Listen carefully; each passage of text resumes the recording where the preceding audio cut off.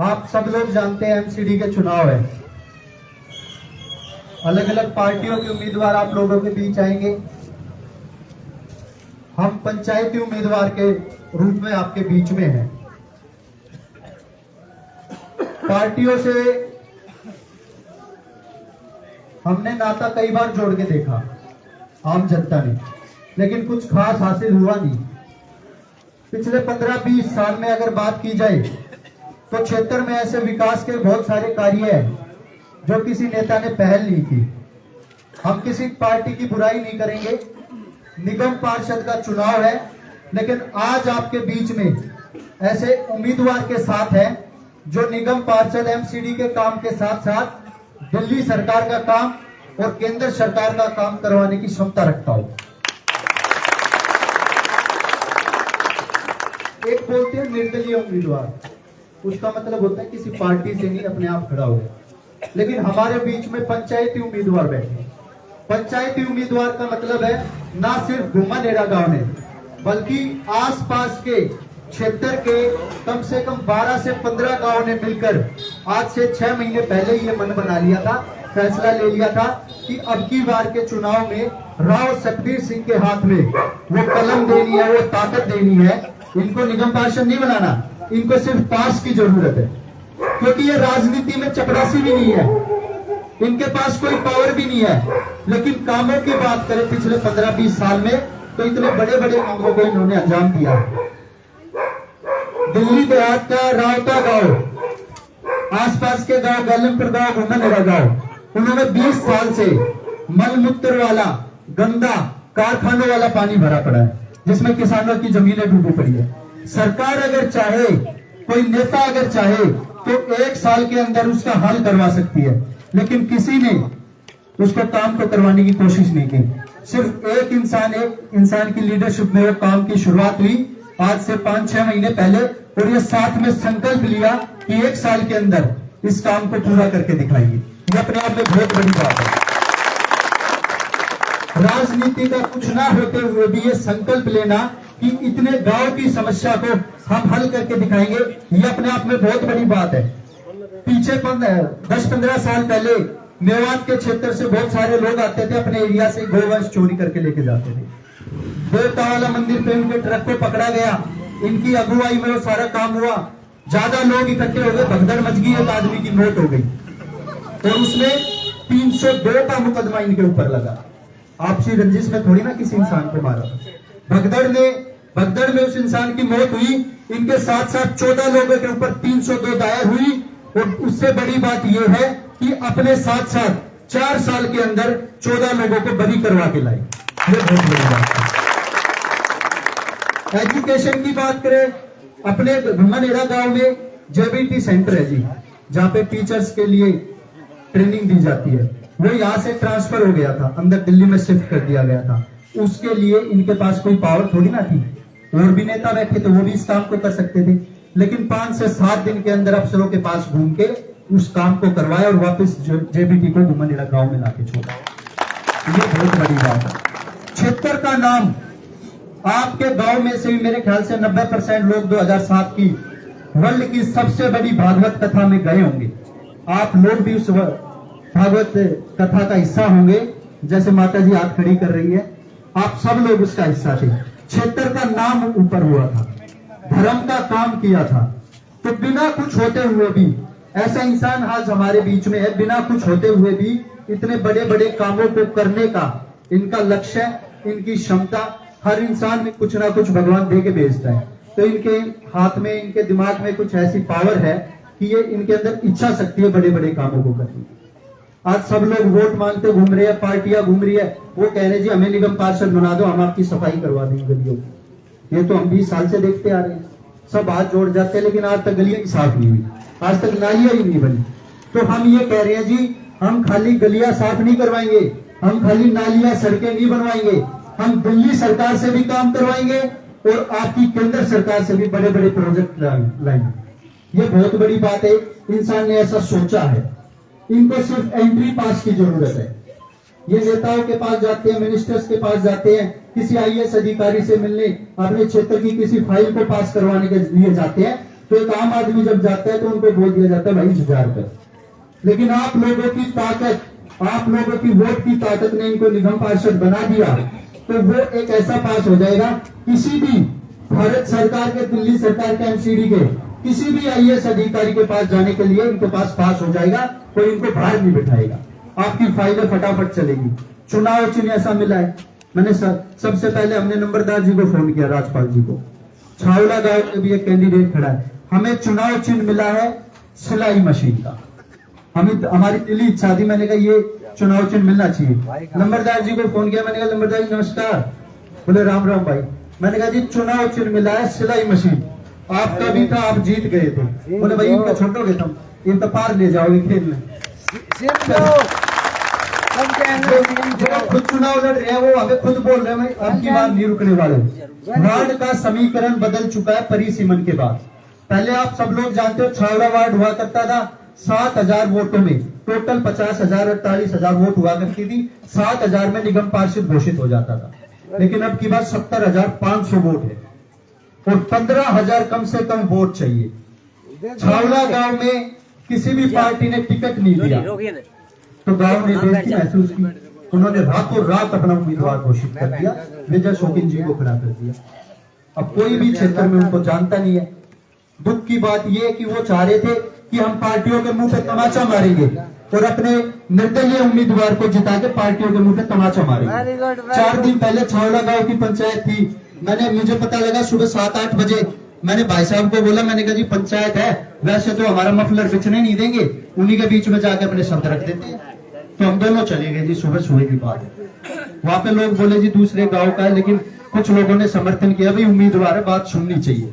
हमने उनके सामने एक प्रस्ताव रखा, हमने कहा जी आप लोगों का एक मकसद है, आप लोगों का मकसद है पार्टियों को हराना। बोले ठीक बात है भाई, पर मैंने कहा अब की बार वोट 15,000 चाहिए और पूरा देहात जाबट क्षेत्र ने पहले ही ये घोषित कर दिया था कि अब की बार राव सतबीर सिंह जी को समर्थन दे रहे हैं। तो बोला फिर क्या चाहो तुम? मैंने कहा अब की बार गाड़ी पार होती लग रही है, पूरा माहौल बन रहा है, वहां आप रिश्तेदारियों वोट मांगने जाएंगे, अब की बार रिश्तेदारों का ये जवाब रहेगा कि भाई अब की बार हम छावला में वोट मांगने जाएंगे। और पिछले 2-3 दिन से वो घूम रहे हैं, उनको यही जवाब मिल रही है। तो मैंने कहा अपनी वोट खराब मत करना, आप इस चक्कर में कि अपने पंचायती उम्मीदवार, अपने निर्दलीय उम्मीदवार को जिता के और पार्टियों के मुंह पे तमाचा मारोगे। मैंने कहा अभी तो बेइज्जती हुई है कि गांव में टिकट नहीं दिया, पर मैंने कहा हार आपकी निश्चित है, क्योंकि 6-7 हजार में काउंसलर बनेगा नहीं अब की बार, फिर आपकी बिरान माटी तय हो जाएगी। तो मैंने कहा गांव की इज्जत, एकता, अस्मिता का सवाल है, अब की बार राव सतबीर सिंह का साथ दे दो, क्योंकि ये भी पंचायती उम्मीदवार है। आपके अलावा हमारे पास कोई ऑप्शन नहीं है। छावला गांव की पंचायत में हमने बोला कि हमारे अलावा आपके पास कोई उम्मीदवार है ही नहीं, ना तो आप बीजेपी को वोट दे सकते, ना आप कांग्रेस को वोट दे सकते, ना आप आम आदमी पार्टी को वोट दे सकते। आप सिर्फ और सिर्फ राव सतबीर सिंह जी को वोट देके ये पार्टियों को बता सकते हैं कि हमने उम्मीदवार को जिताया जो पंचायती उम्मीदवार था। तो आगे से पार्टियों के मुंह बंद हो जाएंगे। तो छावला गांव से आप सब लोगों की ताकत से कम 2-3 हजार वोट निकाल के आप लोग लाने वाले, ये बात निश्चित है। कॉलोनियों की जहां तक बात करें, कुछ कॉलोनियां हमारे क्षेत्र में जुड़ी है। पिछले 1 हफ्ते में हमने 7-8 प्रधानों से बात की। प्रधानों का राजनीति में थोड़ा इंटरेस्ट रहता है, वो जानकारी रखते हैं। तो हम प्रधानों से मिले, वहां जाके मैंने कहा जी ऐसा क्या हुआ जो आपने दिल्ली देहात के एक लाल को अपने कॉलोनी में बुलाया? मैंने कहा आपके साथ में तो दीनपुर गांव भी लगता है। बोले जी 15 साल तो बीजेपी को हो गए और 8 साल आम आदमी पार्टी को हो गए, हमारी गली की सफाई तक नहीं हुई आज तक। हम इनसे बुरी तरह के दुखी हैं और हमने आप लोगों के बारे में सारी बात पता कर रखी है। गाय वाला मामला ही पता है, खत्ता जो हटवाया था 360 की पंचायत करके, वो मामला भी पता है, जेबीपी वाला भी मामला पता है। मैंने कहा आप तो गहनता में घुस गए, एक बात पता है, इतनी तो हमें भी नहीं पता था। तो मैंने कहा जी प्रधान जी तब मानेंगे आपको खुला समर्थन जब आप हमें साथ लेके कॉलोनी के एक घर में पदयात्रा करवाओगे, तब हम मानेंगे कि आपका खुला समर्थन है। तो आप आने वाले टाइम में देखेंगे कुछ ही दिन बाद दुर्गा विहार के हर एक घर में प्रधान जियों के साथ पदयात्रा होगी और आप लोगों की जीत कॉलोनियों से भी निश्चित है, ये आप याद रखें। पार्टियों के बहकावे में मत आना। ना तो यहाँ पे बड़े नेता जो पार्टी का शीर्ष नेतृत्व है वो यहाँ पे काम करने नहीं आएगा हमारे क्षेत्र में। वो झाड़ू नहीं लगवाएंगे, वो गलियां नहीं बनवाएंगे। ये चुनाव झाड़ू सफाई का और नालियों का है ही नहीं, इसको इतना लेवल मत करो इसको। ये चुनाव अपने क्षेत्र को चमकाने के लिए, आने वाले समय में एक नई दिशा देने के लिए इस बात का चुनाव है। तो चारों उम्मीदवारों में पीछे 2-3 दिन पहले एक फेसबुक के माध्यम से एक भाई ने बोला कि मैं 4-5 उम्मीदवार जितने भी हैं उनसे इंटरव्यू लेना चाहता हूं, मेरे 7-8 सवाल है, उन सवालों का जवाब दे देना। उसने बोला भाई मेरा सवाल है कि आप जो उम्मीदवार हो, आपने क्षेत्र के लिए पिछले 10-15 सालों में क्या किया, मुझे पूछना है। आप जो हो, आपके लिए देहात के लिए क्या विजन है, मुझे पूछना है। ये जनता की आवाज है। आपको जानकर ताज्जुब और हैरानी होगी, किसी भी उम्मीदवार ने लाइव टेलीकास्ट करने से मना कर दिया। क्यों? क्योंकि उनके पास कोई विजन ही नहीं है। उनके पास, उन्होंने पिछले 10-15 सालों में कुछ किया ही नहीं है। जितना बीजेपी का उम्मीदवार है, जितनी उसकी उम्र है, उतने साल का तो भाई साहब का सामाजिक जीवन रहा है। इतना साल का सामाजिक सेवा कर चुका है। ये बहुत बड़ी बात है अपने आप में। तो हमारे बीच में एक ऐसा नेता उपस्थित है जो हमारे देहात को नई दिशा दे सकता है, अफसरों के कॉलर पकड़ के काम करवाने की हिम्मत और ताकत रखता है। सबसे बड़ी बात यह है, सरकारें किसी को बजट देने से मना नहीं करती। हिम्मत और ताकत उस नेता में होनी चाहिए कि जी ये प्रोजेक्ट मेरे क्षेत्र में आके रहेगा और मैं लाके रहूंगा। ये आपके नेता में ताकत होनी चाहिए। तो ऐसा कोई भी उम्मीदवार सामने दिख नहीं रहा है। चुनाव एक तरफा है। 15 से 17 गांव ने एक तरफा समर्थन करके पंचायती उम्मीदवार को चुना था। आज इस खेड़ा डाबर की परम भूमि पे, संत भूमि पे आप लोगों के बीच है कि बढ़ चढ़कर आप लोग समर्थन दे पंचायती उम्मीदवार को और इन पार्टियों के मुंह पे तमाचा मारे। ये बहुत बड़ी बात रहेगी। दूसरा, किसी के निजी संबंध किसी भी पार्टी वाले से हो सकते हैं। मेरे कुछ भाई मिले, बोले अब यहाँ, मैंने कहा क्या हो गया? क्योंकि मैं आम आदमी पार्टी के लिए, मैंने आम आदमी पार्टी को खून पसीने और मेहनत की कमाई से उसको खड़ा किया था इस क्षेत्र में। आज कई साथी खड़े हैं मेरे साथ जो उस वक्त काम किया करते थे, लेकिन आज हम गलत नहीं है, उन्होंने गलत किया। आज वो करोड़ों में टिकट बेच रहे, हमने नहीं बेची। आज हमने अपने ईमान को नहीं बेचा, उन्होंने अपने ईमान को बेच दिया।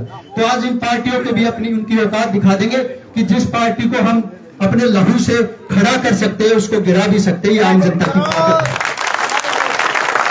आम जनता की ताकत है कि तेरी दीवार, तेरी छत भी हिला सकती है, जिद पे आए तो पर्वत भी हिला सकती है। ऐसी सियासत तुमने कभी सोचा भी नहीं होगा कि एक आम आदमी की ताकत तेरी हुकूमत में हिला सकती है। सारे आम आदमी अब की बार सारे भाई इकट्ठे हो लो। पंचायती उम्मीदवार दमदार उम्मीदवार है, इनसे ऊपर कोई उम्मीदवार दिखता हो तो भाई बता दो, जिन्होंने 10-15 सालों में क्षेत्र के लिए कुछ किया, कुछ हटके विजन किसी के पास हो। लोग इंटरव्यू देने से कतराते हैं। इन्होंने उस भाई को फोन कर दिया कि भाई तू फेसबुक पे कह रहा था कि उम्मीदवारों से इंटरव्यू लेना, तेरे 6-7 सवाल है। बोला भाई ऐसा है, 6-7 नहीं, तेरे चाहे 70 सवाल हो, हम खुल के जवाब देंगे। हमारे पास विजन है, हम डरते नहीं है, लाइव चलवाएंगे। और कल ही आपके बीच में वो लाइव होगी। आज पंचायतों का दौर है, कल वो लाइव होगी। 7 के 70 सवाल पूछे जाएंगे, सभी सवालों के जवाब भाई साहब के पास होंगे और आप लोगों के बीच में। जितने नौजवान साथी खड़े हैं उन सारे लोगों से मैं एक अनुरोध करता हूं कि सोशल मीडिया पे आप सब एक्टिव हो। ये इस पंचायत का और सारी पंचायतों का लाइव प्रसारण हो रहा है राव सतवीर सिंह जी की आईडी से, उसको शेयर करें। सिलाई मशीन आज इस देहात के जो विकास के बड़े बड़े काम हैं उनकी फाइलों के पेपर फटे घूम रहे हैं, फटे घूम रहे हैं। अब की बार मौका आया है, सिलाई मशीन का चुनाव चिन्ह मिला है, सारे पेपरों को सिलवा लो, मौका मिला, दोबारा नहीं मिलेगा, दोबारा मौका नहीं मिलेगा। तो इन्हीं शब्दों के साथ मैं अपनी वाणी को विराम देता हूं और उम्मीद करता हूं कि आप लोगों में से भी अपने कुछ भाई अपने विचार रखेंगे, दमदार विचार रखेंगे। बहुत बहुत शुक्रिया, धन्यवाद, जय हिंद।